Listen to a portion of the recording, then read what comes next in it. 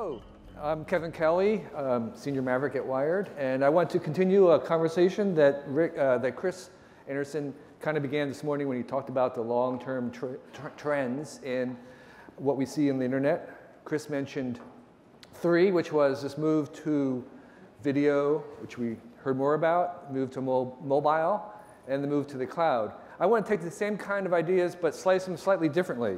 And so if I could have my slides. They are what I would see as six verbs that are transacting through the future. And those six verbs are six major trends. The first one is this idea that we are screening. We're not reading anymore, we are screening. And we are screening because there are screens everywhere. Literally, we become no longer people of the book, we're now people of the screen. Screens are filling our walls. That's the kind of workspace I want. You can't have too many screens. You have screens on the backs of planes. We have screens that fill entire buildings now. We have screens that are next to us. They're very intimate, that we're stroking and caressing. We have screens that are in grocery stores. I was filling up my gas tank. We see screens there. We have screens that are actually soon going to be on our glasses. That's the next frontier. Spectacle screens that you see through, that you wear, and that we can see an overlay of the digital world onto the physical world. This augmented reality, which can slice in many different ways. So for the first time, we can actually see the disembodied digital realm on top of the physical realm. That's the kind of screens that we're going to. And all these screens are kind of converging in a certain sense. We take different media, and we're making basically one large media, music. If we looked at a screen, a blank screen, we could not tell what was going to be shown on it. Is it a movie? Is it a website? Is it a piece of text? That screen could show almost anything, showing that in some senses all these media are converging in a certain way. So that's the first verb, screening. We are now screening everything, and when we screen things, it's different. Screenings don't have the same type of truth that a book and an author and authority do, so we have to assemble our truth in a different way. So screening is the first verb. The second verb is that interacting. Interaction is the key to the way we interact with these screens. So if you watched a toddler with an iPad, which they quickly own, so if you have an iPad and a toddler around, it quickly becomes a toddler's iPad. They are intuitively gesture-oriented. They can interact with these things to such an extent that it becomes very obvious that this is the new genre of dealing with screens. I had a story of a family that had an iPad, toddler, and they left a photograph on the counter, the coffee table, and the toddler came up and was trying to do this to the photograph, and was saying it was broken because it wasn't getting bigger, just like photographs should. There's an expectation that we have interactivity with these screens, and you can see that kind of a sense of the gestures that we see in Hollywood depiction of the future of the screen. In Minority Report, the Tom Cruise character is conducting the data like a symphony. We see it happening in Iron Man, where they are trying to manipulate with gestures the data, and the user interface is basically the whole body, not just the fingers typing. We see the same kind of a thing happening with let me advance that. Voice is another way that we interact with this screen. That long expected interaction of voice, I think, will become a 25-year overnight success in the next 5 years, where we actually will have voice recognition. We can use those other senses, the whole body, not just the fingertips. And of course, all these things have eyes. Everything has an eye built into it, so it's the senses of the eyes, and those eyes are looking at us as we watch the screen.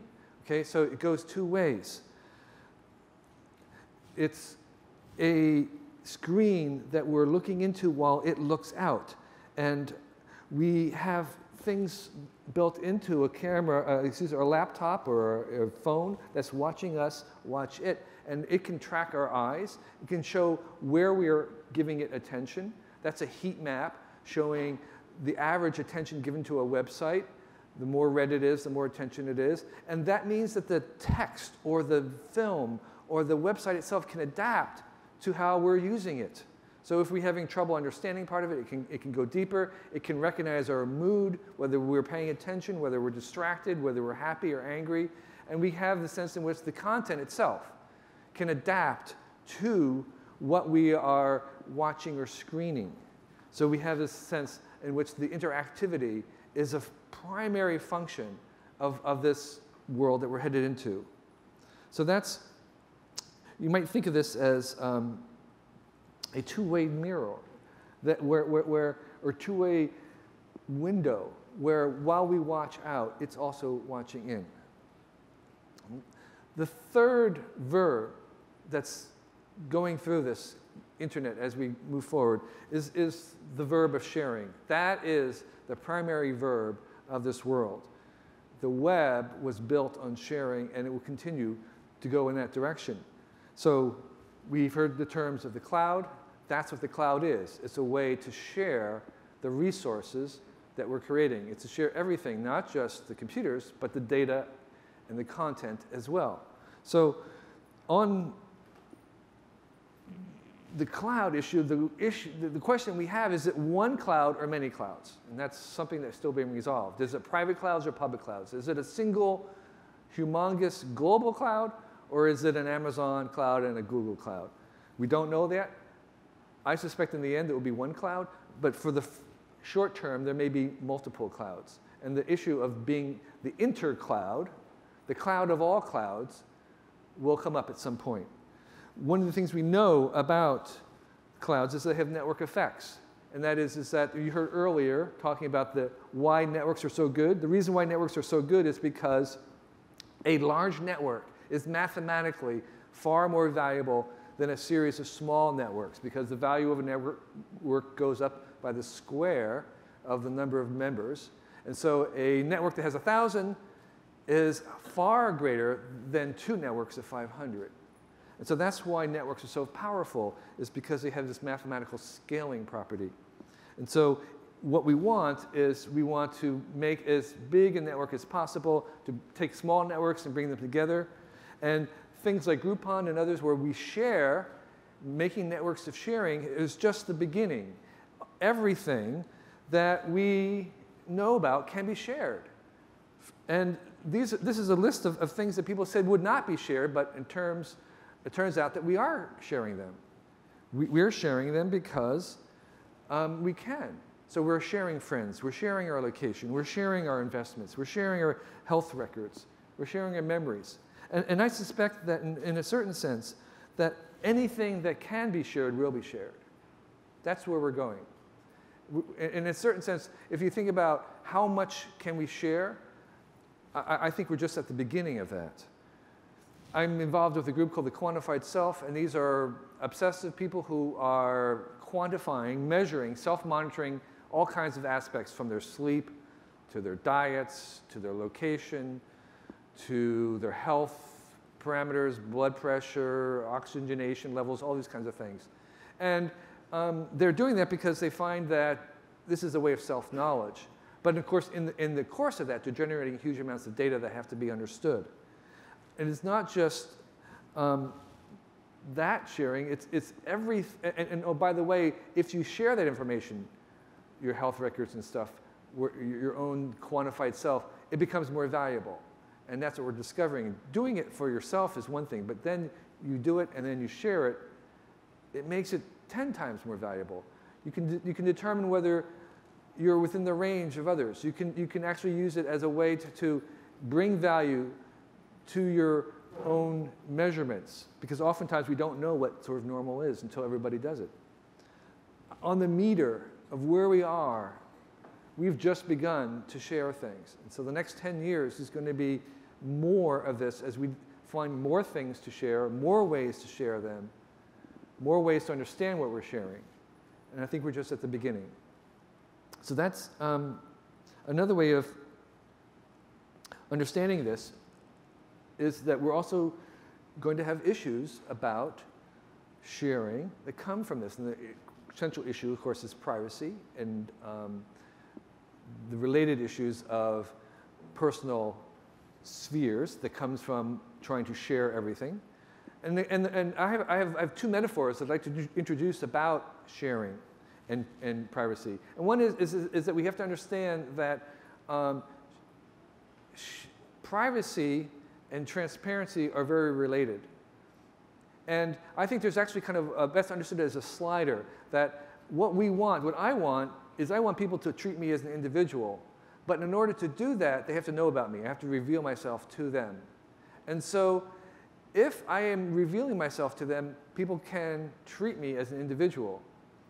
And if I want to be maximally treated as an individual, then in a certain sense, they have to be maximally visible. So in a certain sense of moving this transparency and personalization, if we move it in one direction, towards 0, where I'm not disclosing very much about me, I'm not transparent, but also I'm not going to have a personalization with other people because they don't know about me. And in a certain sense, we can kind of relabel that as private and generic. So the cost of being private is sort of you're going to get generic services. At the other end, if we slide it in the other direction, we have a lot of transparency and a lot of personalization. So in a certain sense, we can say that the ultimate personalization requires ultimate transparency. And what we're finding is, in general, people tending to move and push the slider towards the transparent and personalization. They should always have the choice to slide the slider in the opposite direction, but in general, we're being surprised because people are pushing it towards more personalization and more transparency. So the second metaphor I like to introduce is the idea of symmetry in knowledge. And so the problem with a lot of this stuff is that they know more about us and we don't know who they are. And what we want to do is restore the symmetry where you know as much about what other people know about you and can correct it and can get some benefit from it. And to kind of restore a certain balance, a symmetry, so that it's more close to what it was like living in a small town where everybody knew about you, but you knew about them. And I think if we can make it more symmetrical so that I know about who knows about me and I know what they know about me and I can correct what they know and I get some benefit, then I think that feels better to us. So that's sharing. The fourth verb is flowing. Flowing is the new metaphor. There was the first version of PCs and computation borrowed the metaphor of the desktop. You had files, folders, desktop. And then we moved into the web 20 years ago, and we had a new metaphor, which was pages and links and the hypertexting, and that was the web. We're now into the third metaphor of organizing our understanding of how we're approaching this internet, and that is we've moved to streams and tags and the cloud.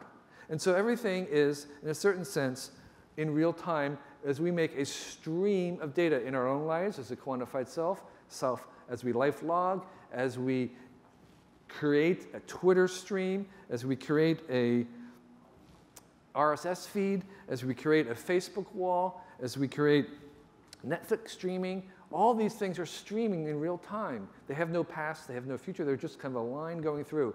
And that streams of things is really the new metaphor.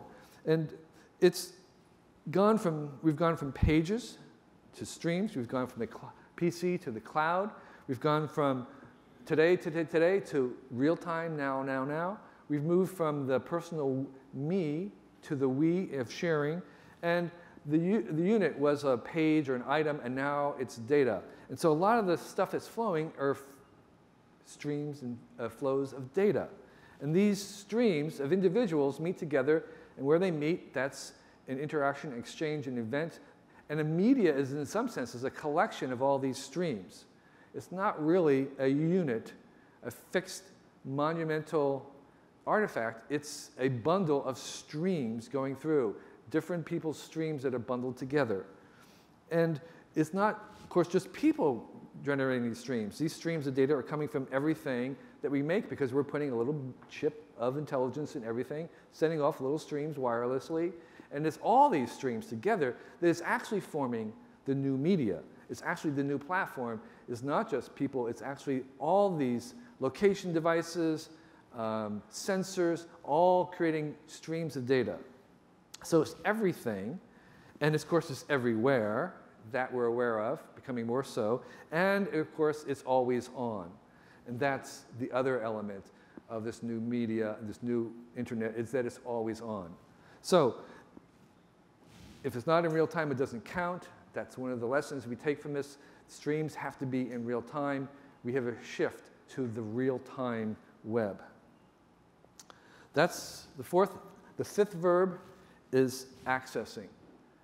When we have this world where everything is always there and is always on, we have a new regime that's possible.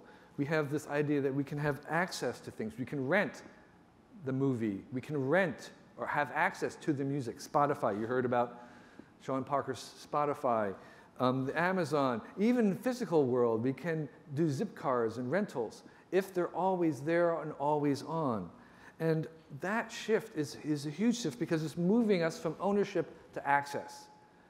The advantages of ownership are diminishing, and the benefits of having access instead are increasing. And so we can see things like just-in-time buying, where there really is no reason to purchase something, say, on the Kindle, before you're going to buy it, before you're going to read it. So you should only purchase something 5 seconds before you're ready to consume it, because otherwise it's just in the cloud. It's the same place that when you bought it would be. It's just in a different category, but it's just in the same place when you have it and buy it. What's the difference? You might as well wait until you are ready to consume it. And we see that same kind of habit in Netflix, where more and more, if it's not on the Netflix streaming, people don't watch it. That's like ourselves. So we have this kind of just-in-time purchasing, which is almost the same thing as not even owning it. Access is better. You don't have to store things. You don't have to upgrade them. You don't have to maintain them. You don't have to back them up. Why purchase anything? And I think we're very quickly moving to the regime where you'll have basically access to all music for a subscription fee. You'll have access to all books. Amazon, basically a book will not cost very much. What you're going to pay for, as I'll explain in a few minutes, is really the reviews to the book, the access, the navigation. And the movies are very quickly moving the same way. And I think, Wired included, magazines are going to become in the same kind of a situation where you are already subscribing to the magazines. You don't really own them. You'll only subscribe to this stuff. And you won't have to bother with the burdens of ownership. And I think this will leak out into the greater retail space, where the burdens of ownerships will be seen against the benefits of access. So this is the last verb, and that's generating. And generating tried to deal with this issue of, well, in this world of ubiquitous, always on, never owned content, how do people make money selling things? How do people make money making things? And so I'm suggesting that there's a shift to the generation. So the internet is sort of the world's largest copy machine. Anything that can be copied at all, if it touches the internet, is instantly copied in a kind of a super distributed liquid. It just flows through everywhere. And even when you send an email to someone, it's being copied multiple times as it goes along. So copying is what the web does. That's how it works. So how do you create things of value if anything can be copied indiscriminately? And I think the answer is that the things that become valuable are things that cannot be copied easily. So what you want to do is you want to find things that can't be copied, and yet also you want to make it really easy to pay. That's another side of it. In the very beginning, it was very difficult to pay, but you want to make paying the exchange of money actually to be as simple and easy as possible. So you want to make things that cannot be copied easily and easily to pay. I'm not going to dwell on the easy to pay. I'm going to talk a little bit about the hard to copy. So I went to find an old issue of, pre-copyrighted issue of National Geographic, and I found this site that would sell the copy, and it would but only if I wanted it immediately. If I was willing to download it for an hour, there was no charge. If I wanted it right away, I had to pay. So basically, I'm paying for immediacy. I'm not paying for the thing itself. I'm paying to get it immediately. If I wait long enough, I can get a free copy of a piece of music or a film. But if I want to see it right now on release day, within minutes, I'm going to pay. And again, I'm paying then for the immediacy rather than for the content. We see the same kind of a thing happening with personalization. Yeah, you can get that piece of music for free, but if you want it personalized, tailored to the acoustics of your living room, you will pay for that personalization, even though the same symphony would be available for free somewhere. And the same thing could happen with books. We can personalize them or anything else. The other thing that's hard to copy is authentication. So yeah, you can find free software out there. It might be exactly the same software as the one authenticated. We're paying for authentication almost like a kind of insurance. But it's something that cannot be copied. You cannot copy authentication by definition. We find the same kind of thing that's hard to copy with findability. So actually, what we're going to pay Amazon for is the ability to find something. If right now we can fit every bit of music that has ever been recorded in the world onto 6 terabytes of music, and next year, 2 years, it'll probably fit on something this size. That's only $600. But the question is, what are you going to listen to next? If you have every piece of music everywhere, what are you going to listen to next? And answering that question is actually very difficult and something that people are willing to pay for, being able to find something. And sometimes we want the embodiment. So a lot of the bands are making their money by selling their physical embodiment as a performance, and the music as a copy that you can get is sort of a type of advertisement for that embodiment.